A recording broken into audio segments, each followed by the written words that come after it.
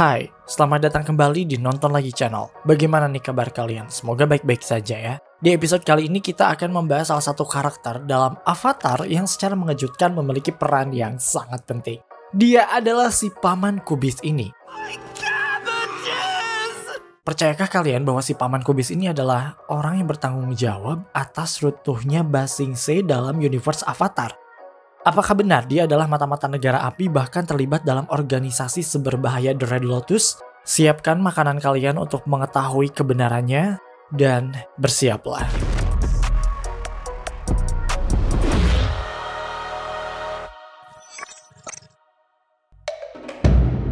Paman penjual kubis atau dalam originalnya disebut dengan The Cabbage Merchant sebenarnya adalah penjual kubis biasa yang tinggal di Ba Sing Se, ibu kota dari kerajaan tanah. Dalam wiki fandom, dia sebenarnya memiliki nama, yaitu Kai. Dikenal luas sebagai penjual kubis, Kai rupanya memiliki side job yang keren, yaitu menjadi seorang mata-mata. Atau mungkin sebenarnya menjadi penjual kubis adalah salah satu aksinya dalam menjalankan pekerjaannya. Dalam serial Avatar, si bapak penjual kubis ini digunakan untuk lelucon semata, yang mana kehadirannya memang cukup efektif untuk bikin kita ketawa. Dia tuh digambarkan selalu mendapatkan kesialan dengan semua cabbages alias kubis-kubisnya itu. Maksudnya, lihat ini. Semua kesialan yang dia alami adalah pure comedy. Lucu sekali melihat dia mendapatkan banyak kesialan yang sama dalam waktu dan tempat yang berbeda. Walaupun begitu, dalam universe Avatar, bapak penjual kubis ini rupanya lebih sukses daripada kita semua loh. Dalam serial Avatar Korra, dia adalah founder dari Cabbage Corp. Bukan perusahaan kubis, melainkan sebuah perusahaan yang memproduksi kendaraan bermotor dan merupakan salah satu yang terbesar di Republic City. Siapa sangka bapak-bapak yang selama ini kita tertawakan karena kesialannya justru terus berusaha hingga akhirnya bisa membuat perusahaan yang sangat berpengaruh di Republic City. Namun kemudian banyak orang yang meragukan hal ini. Fan teoris menganggap bahwa kesuksesan yang dia raih bukan karena dia jualan kubis, tapi karena ya dia adalah mata-mata. Bayaran yang dia terima pasti sangat besar sehingga ia bisa membuka usahanya sendiri. Apalagi fan teoris mencurigai bahwa bapak penjual kubis ini adalah mata-mata untuk negara api.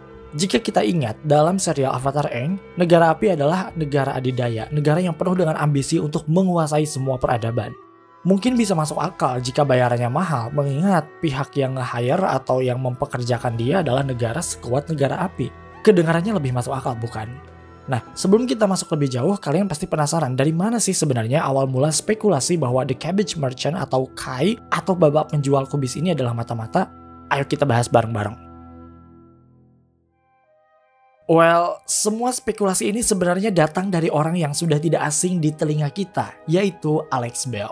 Pria yang biasanya mengupas tuntas serial SpongeBob ini mencoba peruntungan baru dengan membahas serial animasi lainnya. Salah satunya adalah duologi serial Avatar Aang dan Avatar Korra. Dia merasa sedikit terganggu dengan beberapa situasi dalam serial Avatar di mana beberapa karakternya meyakini adanya mata-mata di daerah mereka.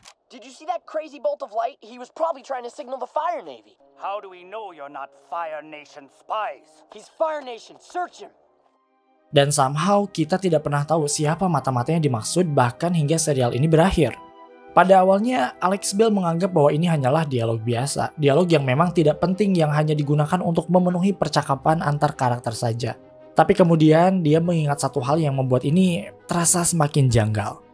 Jika memang mata-mata yang dimaksud oleh para karakter itu tidak ada atau hanya kebutuhan dialog saja, lantas mengapa Pangeran Zuko dan Paman Iroh dalam serial Avatar ini selalu bisa mengetahui keberadaan Aang dan teman-temannya?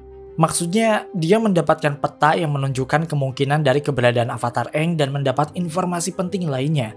Secara tidak langsung, hal ini sebenarnya mengkonfirmasi bahwa memang ada mata-mata dari negara api yang sengaja dipekerjakan untuk mencari tahu tentang Avatar. Buktinya ya, Pangeran Zuko yang selalu mendapatkan update mengenai Avatar Aang dan kawan-kawannya, khususnya mengenai posisi mereka. Wait, buat kalian yang mungkin belum tahu serial Avatar, mungkin kita kasih tahu dikit ya. Serial ini menceritakan tentang sebuah dunia di mana orang-orang dilahirkan dengan satu kekuatan mengendalikan atau disebut dengan bending. Ada pengendali air, udara, tanah, dan api. Namun, ada satu orang yang ditakdirkan harus bisa menguasai semua pengendalian. Dialah Avatar yang ditugaskan untuk menjaga keharmonisan kehidupan yang ada di dunia. Aang terpilih jadi the next Avatar, namun di usianya yang belia, dia memilih untuk kabur hingga membeku dalam sebuah es. Beratus-ratus tahun kemudian, Aang berhasil ditemukan oleh Katara dan Sokka. Pada saat itu negara api telah berhasil menguasai banyak daerah di sana. Aang kaget karena ia telah berhibernasi untuk waktu yang lama. Hingga pada akhirnya Katara dan Sokka menemani Aang untuk belajar mengendalikan semua elemen untuk mengalahkan negara api. Dalam prosesnya itu, ada Pangeran Zuko yang berambisi untuk menangkap Avatar. Penangkapan ini dilakukan sebagai bentuk baktinya Zuko pada ayahnya dan juga ia ingin membersihkan namanya. Pokoknya ada konflik keluarga yang mengharuskan Zuko untuk menangkap Avatar supaya dia bisa masuk kembali ke keluarganya. Paham kan? Nah, dalam serial ini, Pangeran Zuko ini selalu mendapatkan update informasi mengenai keberadaan Avatar Aang. Tapi kita tidak pernah tahu siapa yang telah memberikan update informasi itu. Mungkin sekarang kita bisa tahu dan thanks to Alex Bell yang telah mengungkap semuanya bahwa bapak penjual kubis ini adalah mata-mata yang dimaksud. Dia adalah orang yang bertanggung jawab atas update yang selalu diterima oleh Zuko dan Paman Iroh dari negara api. Beberapa bukti yang ditemukan adalah bagaimana si bapak penjual kubis ini ada dalam setiap kondisi. Nah, dari beberapa situasi tersebut, ada satu episode yang menurut Alex Bell menjadi bukti kuat bahwa si bapak penjual kubis ini adalah mata-mata dari negara api. Dalam Book 3 Chapter 17 berjudul The Ember Island Players, Aang dan kawan-kawannya kini sudah berada di negara api. Mereka melakukan penyamaran. Dalam episode ini, Aang, Sokka, dan Katara menghadiri sebuah pameran yang di dalamnya terdapat semacam acara teater. Mereka datang menyaksikan acara tersebut untuk mengetahui bagaimana negara api melihat diri mereka sendiri.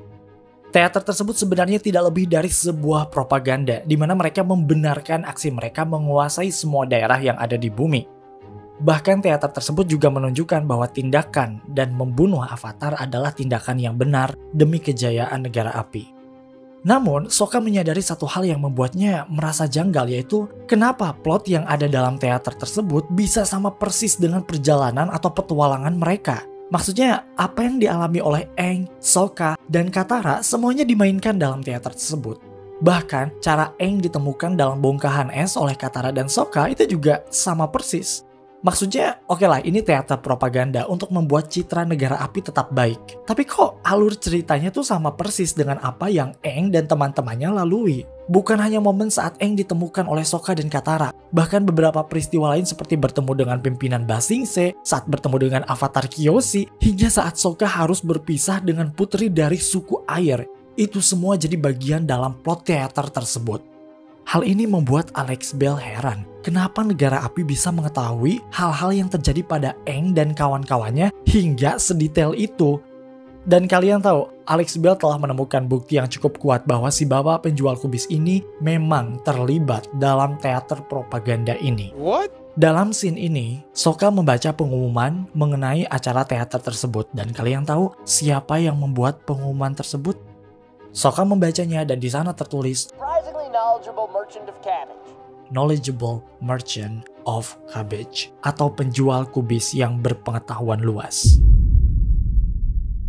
Menurut kalian siapa penjual kubis yang dimaksud kalau bukan dia orangnya? Karena dalam serial ini penjual kubis yang selalu dapat screen time ya cuma bapak ini doang. Yang lainnya tuh nggak pernah, iya nggak sih? Dari awal kita mengetahui bahwa si bapak penjual kubis ini adalah warga dari Ba Sing Se yang menjadi mata-mata untuk negara api. Kira-kira apa yang sebenarnya dia rencanakan? Apa tujuannya? Percaya atau tidak, menurut Alex Bell, bapak penjual kubis ini memiliki misi untuk menghancurkan Ba Sing Se, ibu kota dari kerajaan tanah dan sekaligus tempat kelahirannya juga. Alex Bell menemukan salah satu bukti yang tak terbantahkan bahwa si penjual kubis ini berniat untuk menghancurkan Ba Sing Se, padahal dia sendiri orang sana.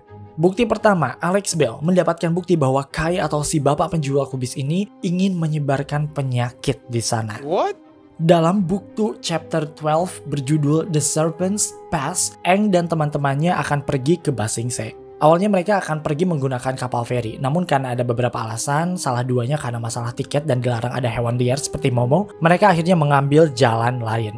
Mereka dilarang oleh ibu tiket master ini. Di tempat yang sama, kita bisa melihat si bapak penjual kubis ini yang mau bawa kubis-kubisnya tuh ke Ba Sing Se. Tuh kan dia tuh ada di mana-mana. Aang ada di pelabuhan, dia juga ikut ada di pelabuhan. Ya enggak sih? Oke, balik lagi ke penjual kubis ini. Dia dilarang masuk ke Ba Sing Se oleh si ibu tiket master ini karena katanya kubis yang dia miliki ada parasitnya. berupa siput kubis yang berbahaya dan tidak baik untuk warga dan lingkungan Ba Sing Se. One cabbage slug could destroy the entire ecosystem of Ba Sing Se. Lagi-lagi, pada awalnya kita menganggap bahwa ini hanyalah dialog biasa saja, hanya digunakan untuk memperpadat dialog. Tapi ternyata apa yang dikatakan oleh si ibu Ticketmaster ini bukan main-main dan tidak sembarangan. Rupanya kita bisa melihat ada parasit berupa siput kubis di dalam kubis-kubis tersebut. Coba kalian perhatikan. Alex Bell melakukan penyelidikan dengan memperlambat scene ini. Dan ia benar-benar melihat apa yang ditakutkan oleh si ibu Ticketmaster. Di sana terekam dengan jelas ada parasit alias siput kubis. Ini pasti bukan kerandoman yang sengaja ditambahkan oleh kreatornya, bahwa memang ternyata dalam kubis itu terdapat parasit. Lebih lanjut, keberadaan parasit dalam kubis tersebut memang benar akan memberikan dampak yang negatif untuk Ba Sing Se, seperti yang telah dijelaskan oleh si ibu Ticketmaster. You see, dalam serial Avatar ini, Ba Sing Se adalah kota yang memang menghindari peperangan. Daerahnya dikelilingi oleh tembok yang sangat kuat yang membuat Ba Sing Se ini sangat tertutup dari dunia luar. Dari satu sisi, desain Ba Sing Se ini memang memberikan manfaat, namun konsekuensinya adalah mudahnya tersebar penyakit.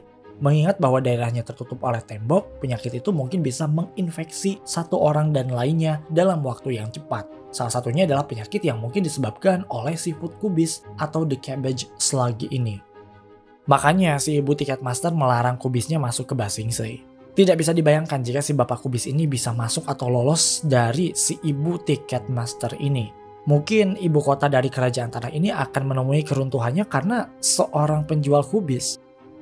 Episode ini somehow semakin membuktikan bahwa si penjual kubis ini mendedikasikan dirinya untuk menjadi mata-mata negara api dan memiliki ambisi untuk menghancurkan Ba Sing Se.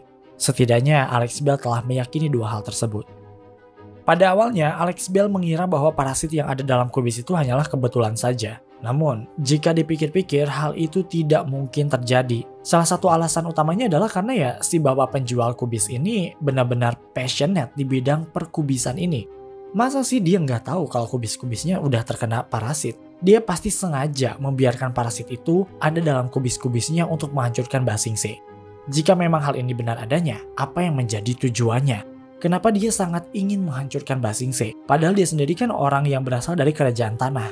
Alex Bell mulai menganalisis setiap orang yang mau masuk ke Ba Sing Se, termasuk Aang dan teman-temannya. Dan saat ia mendapatkan hasilnya, dia mengambil kesimpulan. Simply karena si bapak penjual kubis ini memang benci orang-orang di Ba Sing Se. Begini, beberapa kali diperhatikan bahwa si bapak penjual kubis ini diperlakukan dengan kasar oleh para penjaga Ba Sing Se. Setiap ia datang, pasti kubis-kubisnya itu dihancurkan. Yang kita lihat di layar memang hanya 1 atau 2 kali aja gitu. Tapi kita tidak tahu berapa kali para penjaga itu menghancurkan dagangannya di balik layar. Apalagi saat ia melihat Aang dan teman-temannya bisa dengan mudah masuk ke Ba Sing Se. Bahkan saat menemui gubernur Ba Sing Se saja, saat ia meminta keadilan karena Aang sudah menghancurkan kubisnya, gubernur itu tidak memberikan hukuman apapun pada Aang dan teman-temannya. Dan itu dilihat langsung oleh si bapak penjual kubis ini. Simply, hal itu yang mungkin membuat si bapak penjual kubis ini sangat murka pada Ba Sing Se. Bukan hanya pada daerahnya, tapi juga pada para penduduknya. Oleh sebab itu, saat pihak negara api menawarkan untuk menjadi mata-mata, ia mengambil tawaran pekerjaan itu. Gitu guys. Oke, kita baru saja mulai. Di video selanjutnya, Alex Bell membuka rahasia si bapak penjual kubis yang mungkin terlibat dalam The Red Lotus. Sebuah organisasi yang berbahaya yang muncul dalam serial Avatar Korra. Oke guys, itu dia teori film lainnya episode Avatar. Buat kalian yang gak sabar ingin tahu keterhubungan si bapak penjual kubis ini dengan The Red Lotus, kalian bisa cek video lengkapnya dari Alex Bell. Link ada di bawah. Terima kasih karena telah menonton video ini hingga akhir. Luangkan waktu untuk like, share, dan komen jika kalian suka video ini. Tekan tombol subscribe dan aktifkan notifikasi loncengnya supaya kalian tidak pernah ketinggalan video-video terbaru dari kami. Dan sebagai bentuk dukungan kalian terhadap berkembangnya channel ini, mari terhubung lebih dekat dengan cara follow kami di Instagram di @nontonlagi.channel. Dan jangan lupa Creepy Crime Case kini hadir di Spotify. Sampai jumpa di episode Nonton Lagi Channel berikutnya.